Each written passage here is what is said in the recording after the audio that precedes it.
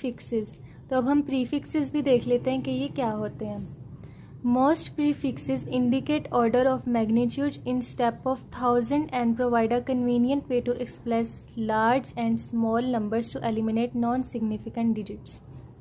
अच्छा, प्रीफिक्सेस क्या होते हैं? जैसा कि आप लोगों ने 9th क्लास में पढ़ा था कि प्रीफिक्सेस ऐसी हमारे पास एक ऐसा तरीका है, एक ऐसा वे है हमारे पास जिसमें हम बड़े से बड़े या छोटे से छोटे नंबर को इजीली डिस्क्राइब कर सकते हैं। जैसा कि अगर आप लोगों को मैं एग्जांपल देती हूँ कि जैसे हम लोगों ने लिखा है कि 10 मिलीमीटर, ठीक है, मिलीमीटर। इसमें हमारे पास प्रीफिक्स क्या है? इसमें हमारे पास प्रीफिक्स है, हमारे पास 10 मिलीमीटर है ना, तो मिली ये जो है ना, ये तो मीटर है, ये जो पीछे मिली है ये क्या है? हमारे पास प्रीफिक्सेस है। ये एक प्रीफिक्स है, मिली एक प्रीफिक्स है। यहाँ पे देखें, इसकी पावर है 10 की पावर -3 मिली एम, इसको स्मॉल एम से रिप्रेजेंट करते हैं।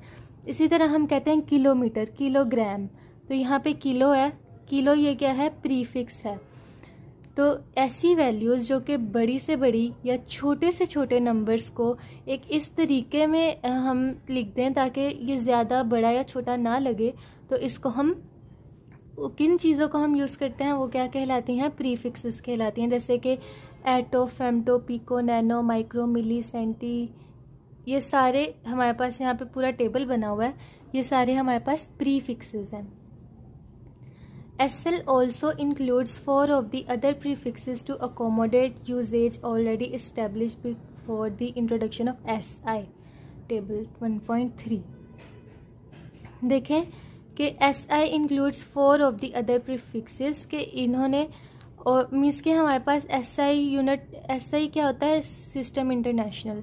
तो इसमें ना इन्होंने क्या इस्टेब्लिश किया है कि उन्होंने पहले ही प्रीफिक्सेस को यूज़ किया था कि SI की इंट्रोडक्शन से पहले ही प्रीफिक्स ऑलरेडी इस्टेब्लिश हो चुका था।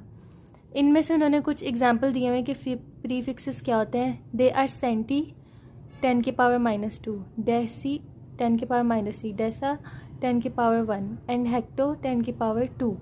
तो ये हमारे पास क्या है? उन्होंने कुछ प्रीफिक्सेस की एग्जाम्पल दी हुई हैं। ये जो टेबल है ना साइड पे जो बना हुआ है, आपने सारे प्रीफिक्सेस याद करने हैं, उसके सिंबल्स याद करने हैं और उसके फैक्टर्स भी याद करने हैं।